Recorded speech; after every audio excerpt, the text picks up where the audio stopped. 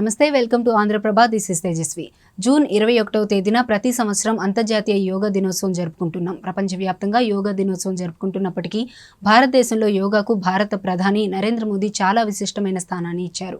ఈ క్రమంలోనే జూన్ 21వ తేదీన శ్రీనగర్లో జరగనున్న అంతర్జాతీయ యోగా దినోత్సవంలో ప్రధాని నరేంద్ర మోదీ పాల్గొంటారు.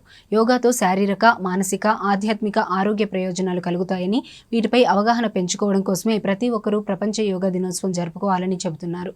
యోగా అంటే కేవలం శారీరక శ్రమ మాత్రమే కాదని, శ్వాస వ్యాయామాలతో కూడుకుని మనుషులలో ఉన్నటువంటి ఒత్తిడిని, ఆందోళనను తగ్గించి వారిని నిరాశ, నిస్పృహల నుండి బయటకు తీసుకురావడానికి ఉపయోగపడుతుంది. ప్రతి సంవత్సరం అంతర్జాతీయ యోగా దినోత్సవం నిర్వహించడంలో భాగంగా ఒక నిర్దిష్టమైన థీమ్ని తీసుకుంటున్నారు. 2024 సంవత్సరంలో అంతర్జాతీయ యోగా దినోత్సవం సందర్భంగా yoga for self and society అన్న థీమ్ను తీసుకున్నారు. అంటే యోగా మన కోసం మరియు మన సొసైటీ కోసం అన్న థీమ్తో ప్రతి ఒక్కరూ యోగ సాధన చేయాల్సిన అవసరాన్ని చెబుతున్నారు.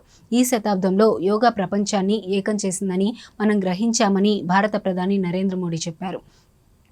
ప్రాచీన భారతీయ సంప్రదాయం యొక్క అమూల్యమైన బహుమతిగా యోగాను ప్రతి ఒక్కరూ సాధన చేయాలని ఆయన పేర్కొన్నారు. క్రమం తప్పకుండా యోగా సాధన చేస్తే ఆరోగ్యకరమైన, ఆనందకరమైన జీవితాన్ని అనుభవించవచ్చని చెప్పారు.